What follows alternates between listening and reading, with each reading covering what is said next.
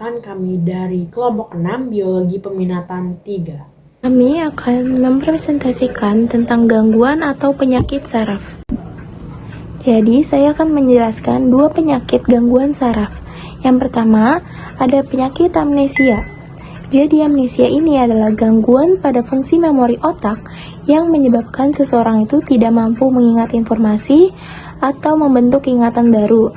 Jadi, gangguan ini bisa terjadi secara tiba-tiba atau berkembang seiring waktu tergantung pada penyebabnya. Juga ada dua jenis utama pada amnesia. Yang pertama ada amnesia anterograde, yaitu tidak dapat membentuk ingatan baru setelah kejadian tertentu.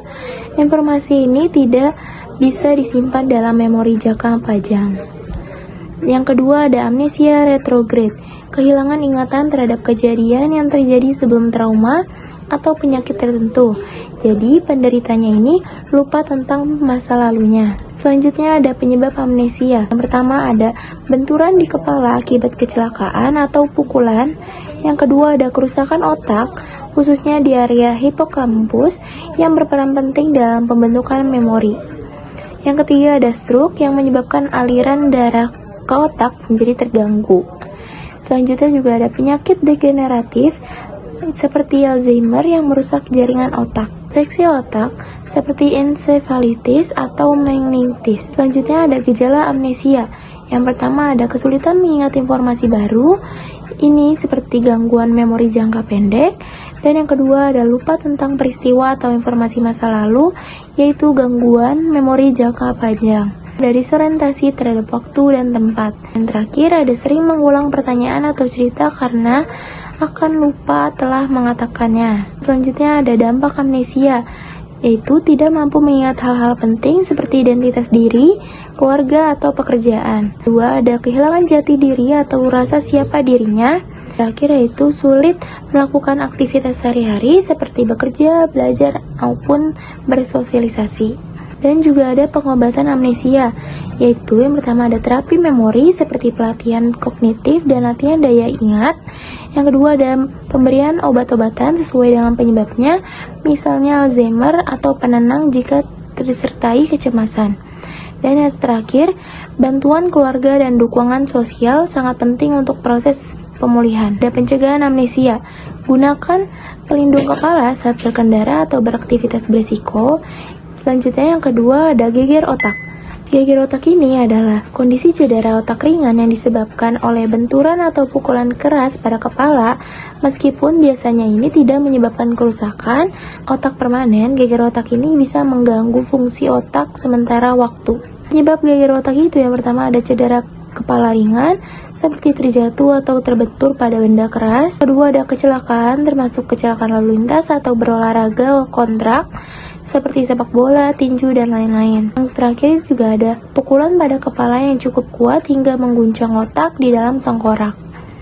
Lalu ada gejala geger otak, seperti pusing atau mual, itu biasanya muncul segera setelah cedera. Kedua, ada sakit kepala, baik ringan maupun berat tergantung tingkat cedera. Selanjutnya ada gangguan keseimbangan seperti mudah terjatuh atau sulit berjalan lurus, disertai pandangan kabur dan sensitivitas terhadap cahaya atau suara.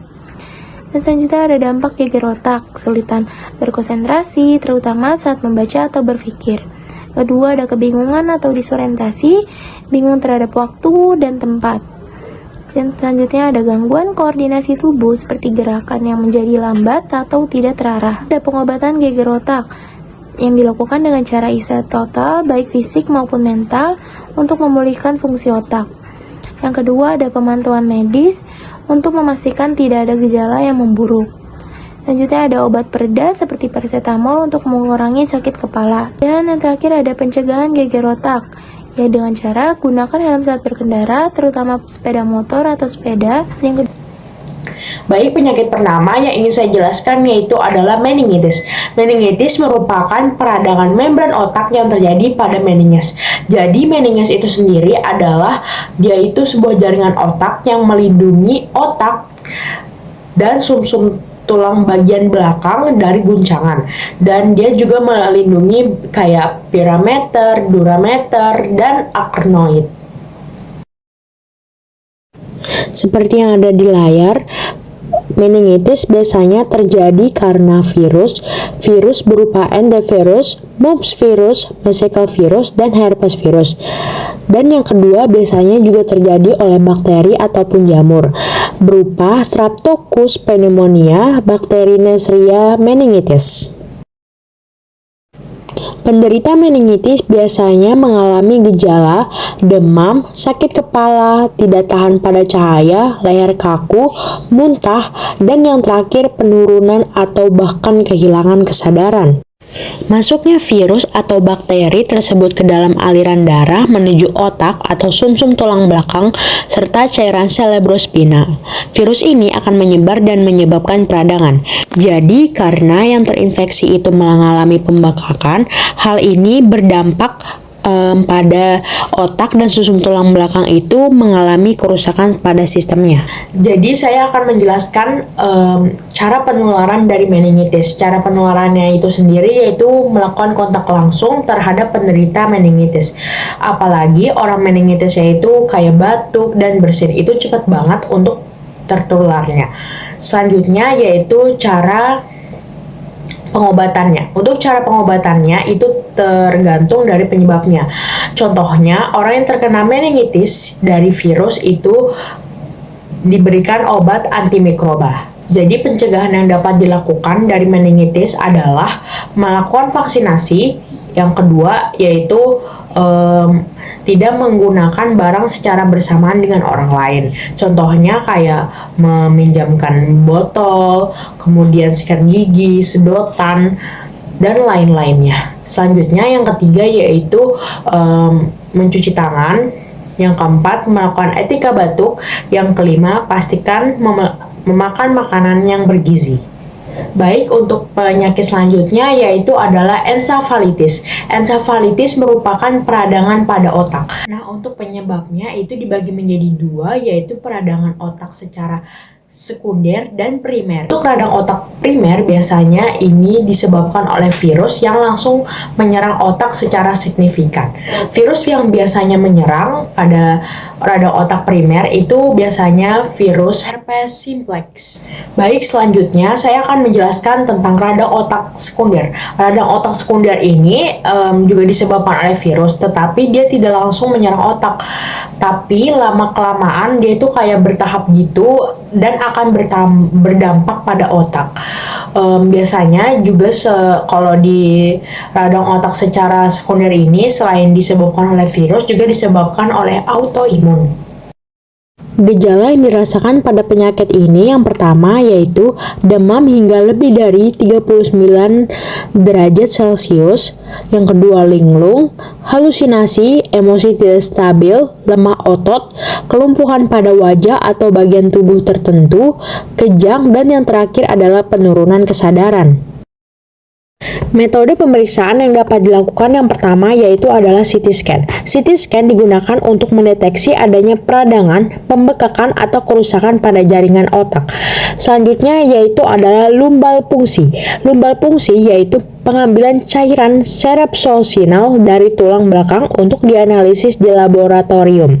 Jadi, lumbal fungsi ini dapat membantu mendeteksi infeksi seperti virus atau bakteri yang menjadi penyebab radang otak.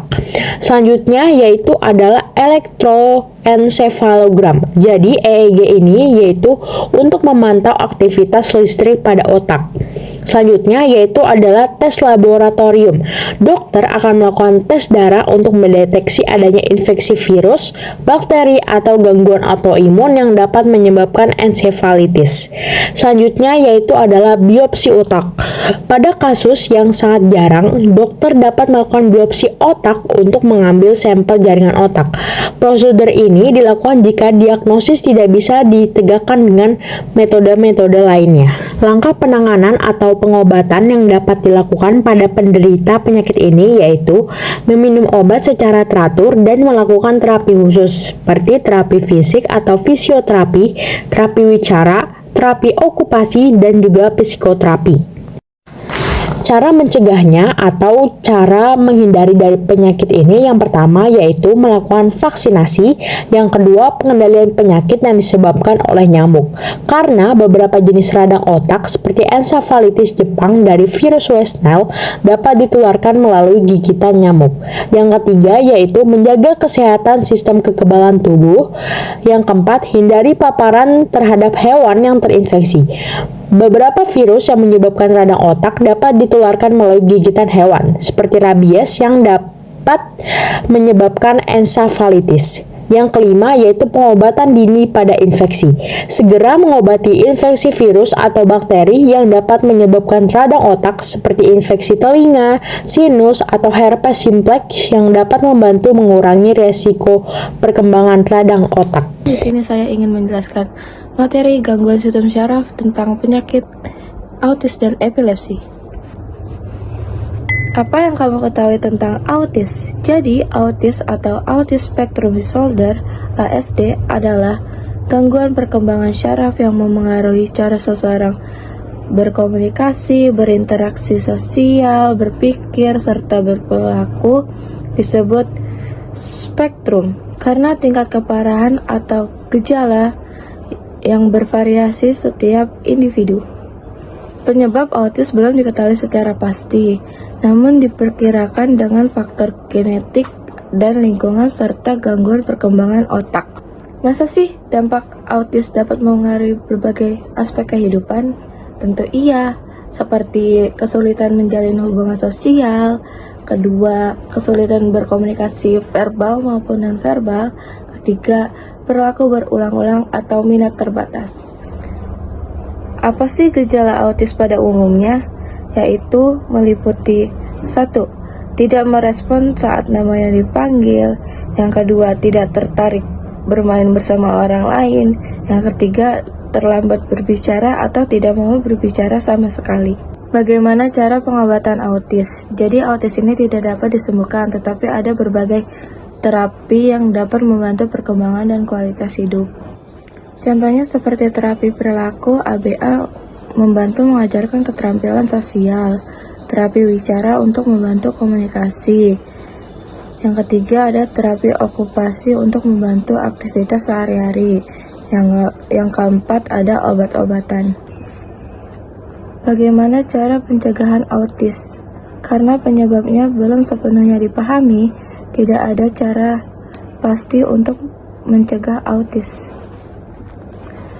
Namun ada langkah-langkah berikut yang mengurangi risiko. Langkah-langkahnya yaitu ibu hamil yang sedang hamil jaga kesehatannya selama kehamilan. Hindari rokok, alkohol, obat-obatan terlarang. Yang kedua, hindari paparan zat beracun. Yang ketiga, konsultasi genetik jika salah satu keluarganya ada yang memiliki riwayat autis.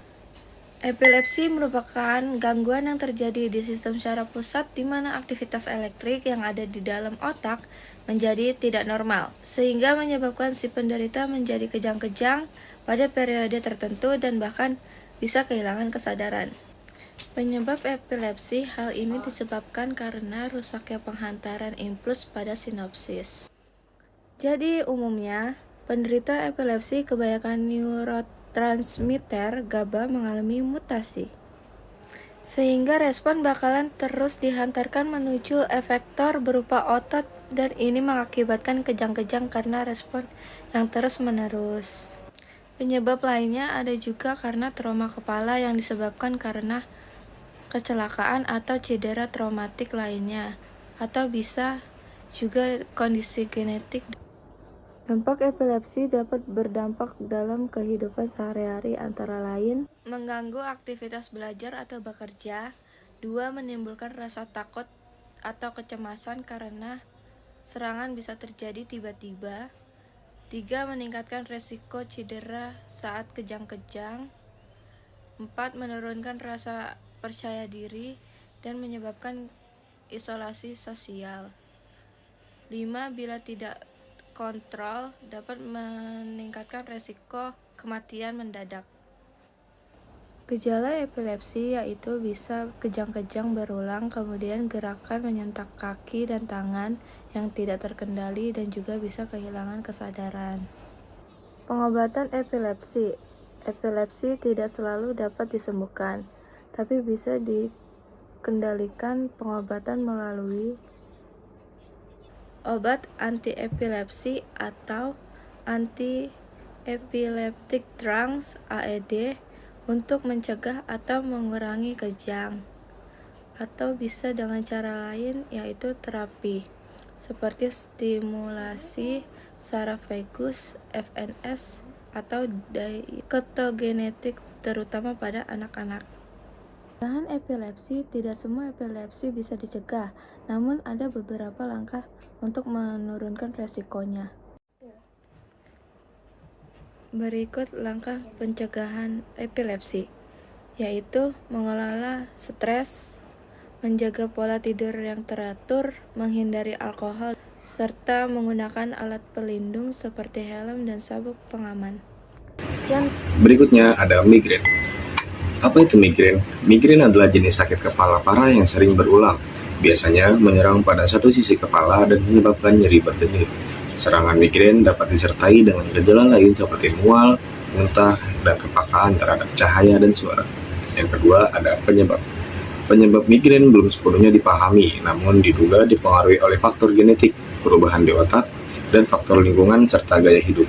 Beberapa faktor pemicu migrain meliputi stres, perubahan hormon, jenis makanan dan minuman, serta kondisi cuaca. Yang ketiga ada dampak. Penyakit migrain dapat menyebabkan berbagai dampak, mulai dari gangguan fungsi sehari-hari, masalah emosional, hingga komplikasi serius seperti stroke iskemik dan kejang.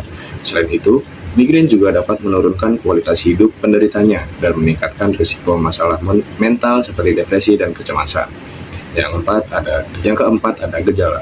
Stres dan kelelahan, stres fisik atau emosional yang berlebihan, serta kurang tidur dapat memicu serangan migrain. Pola makan dan minum tidak sehat seperti mengonsumsi alkohol yang berlebihan, makanan yang mengandung monosodium glutamat atau MSG, coklat, atau makanan yang mengandung kafein berlebihan juga dapat memicu migrain. Yang kelima, pengobatan. Migrain dapat diobati dengan beberapa cara, mulai dari obat-obatan hingga penanganan mandiri di rumah. Untuk meredakan sakit kepala akibat migrain, Anda dapat mencoba obat pereda nyeri seperti paracetamol, ibuprofen, aspirin, atau naproxen. Selain itu, ada juga obat-obatan khusus migrain seperti triptan yang membantu menghambat pelebaran pembuluh darah di otak dan mengurangi gejala lain seperti mual dan muntah. Yang keenam, pencegahan. Pencegahan migrain melibatkan identifikasi dan menghindari pemicu, menjaga gaya hidup sehat dengan pola makan, tidur, dan olahraga teratur, serta mengelola stres. Selain itu, menjaga hidrasi, membatasi kafein dan alkohol, serta berkonsultasi dengan dokter untuk terapi medikamentosa juga diperlukan. Berikutnya ada Parkinson. Apa itu penyakit Parkinson? Penyakit Parkinson adalah gangguan otak yang menyebabkan gerakan yang tidak diinginkan atau tidak terkendali, seperti gemetar, kaku, dan kesulitan menjaga keseimbangan dan koordinasi tubuh. Yang kedua ada penyebabnya. Penyebab Parkinson disebabkan oleh hilangnya sel saraf di bagian otak yang disebut substantia nigra. Sel saraf ini bertanggung jawab untuk memproduksi dopamin, zat kimia yang berperan dalam mengontrol gerakan. Kerusakan atau kematian sel saraf ini menyebabkan penurunan produksi dopamin yang kemudian memicu gejala Parkinson. Yang ketiga ada dampak. Penyakit Parkinson memiliki dampak yang signifikan pada berbagai aspek kehidupan, baik fisik maupun mental. Gejala utama meliputi tremor, kekakuan otot, gerakan lambat, dan gangguan keseimbangan. Dampak jangka panjangnya dapat mencakup penurunan kualitas hidup, masalah mental seperti depresi dan kecemasan, serta penurunan fungsi kognitif. Yang keempat ada gejala.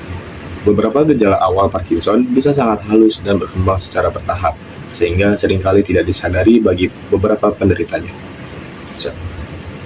Gejala-gejala ini meliputi perubahan kecil pada tulisan tangan, kehilangan kemampuan mencium bau tertentu, gangguan tidur seperti banyak bergerak atau mengigau saat tidur, konstipasi yang terus-menerus, perubahan suara yang menjadi lebih pelan, ekspresi wajah yang berkurang, pusing atau merasa ingin pingsan, nyeri di bahu atau pinggul, dan postur tubuh yang sedikit membungkuk. Yang kelima ada pengobatan. Levodopa adalah pengobatan utama untuk penyakit Parkinson. Obat ini merupakan agen pengganti dopamin. Levodopa melewati sawar darah otak dan diubah menjadi dopamin di sistem saraf pusat dan sistem saraf tepi. Enzim darah dalam tubuh Anda memecah sebagian besar levodopa sebelum mencapai otak Anda. Yang keenam ada pencegahan. Sebelum mengetahui pencegahan penyakit Parkinson, penting untuk memahami bahwa pada dasarnya penyakit ini tidak mungkin untuk dicegah. Namun, mengurangi risiko Parkinson masih dapat dilakukan. Pencegahan Parkinson dapat dilakukan melalui gaya hidup sehat, olahraga teratur, dan pola makan yang seimbang. Memiliki asuransi kesehatan juga merupakan langkah yang tidak bisa diabaikan dalam perlindungan dari risiko kesehatan, lebih tepatnya dari segi finansial. Saya akan menjelaskan dua penyakit, yaitu penyakit Alzheimer dan penyakit stroke. Alzheimer ini adalah salah satu bentuk demensia yang melibatkan penurunan fungsi otak, terutama dalam hal daya ingat.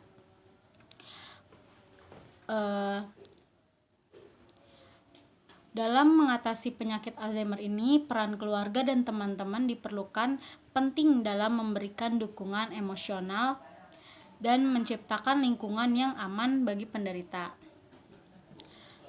Penyebab dari penyakit ini tuh banyak beberapa faktor, yaitu faktor genetik, faktor lingkungan, terus faktor kondisi kesehatan, bahkan gaya hidupnya dia.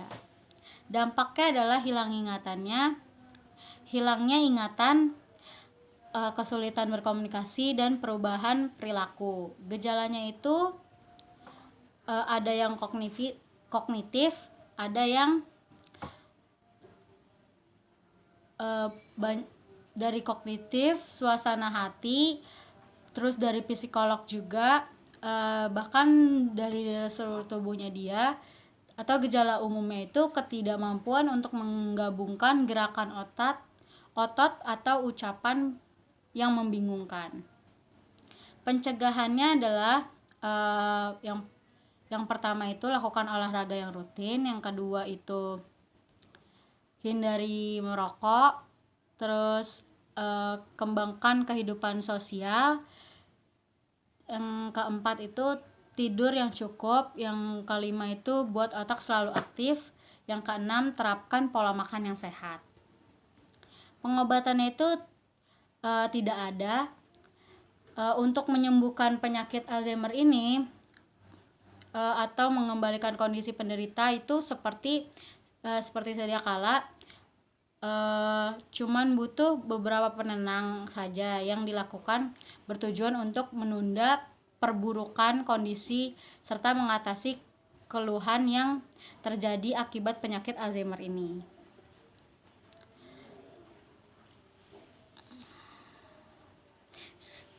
Dan ini yang pengertian yang stroke-nya. Stroke adalah kondisi medis yang terjadi karena gangguan suplai darah ke otak, baik karena penyumbatan atau yang disebut stroke iskemik maupun pecahnya pembuluh darah atau stroke hemoragik. Gangguan ini menyebabkan kekurangan oksigen dan nutrisi ke sel-sel otak yang dapat mengakibatkan kerusakan permanen dan hilangnya fungsi tubuh yang dikontrol oleh area otak yang rusak. Penyebabnya itu ada dua nama stroke ya. Yang pertama itu stroke iskemik atau penyumbatan pembuluh darah.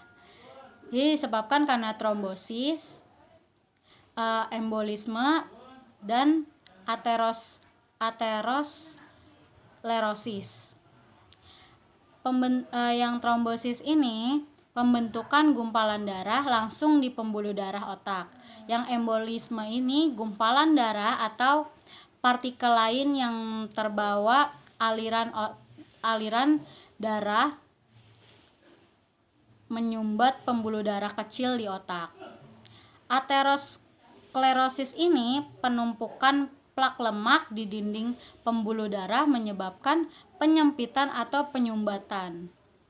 Yang kedua itu ada stroke hemoragik atau pecahnya pembuluh darah. Di sini ada hipertensi, aneurisma, dan malformasi artera vena atau disebut AVM.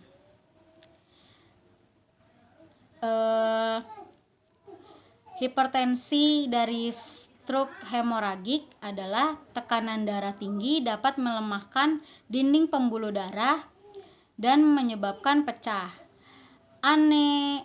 Aneurisma dari stroke hemoragik adalah pembengkakan pada dinding pembuluh darah yang dapat pecah dan menyebabkan pendarahan. Kalau yang malformasi artera vena itu kelainan bawaan yang menghubungkan arteri dan vena yang bisa pecah. Dampaknya adalah kelemahan atau kelumpuhan pada satu sisi tubuh, gangguan bicara dan pemahaman bahasa, dan terus gangguan penglihatan, terus masalah memori, kesulitan berpikir dan mengambil keputusan serta perubahan perilaku sendiri. Gejalanya itu kelemahan atau mati rasa pada wajah, lengan atau kaki, terutama pada satu sisi tubuh, kesulitan berbicara atau memahami atau tidak bisa memahami dari masalah penglihatan seperti penglihatan yang kabur atau kehilangan penglihatan. Pencegahannya itu ada berapa nih? Pencegahannya itu ada 10.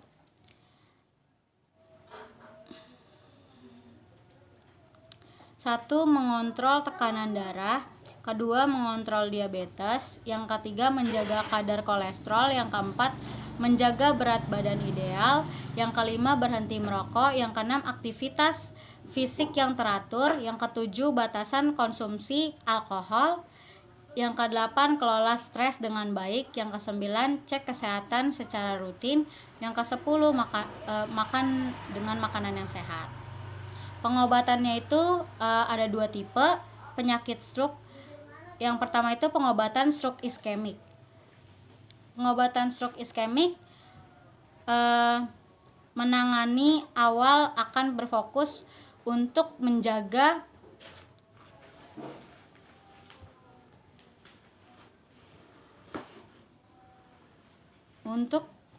jalan nafas, terus mengontrol tekanan darah dan mengembalikan aliran darah. Yang kedua,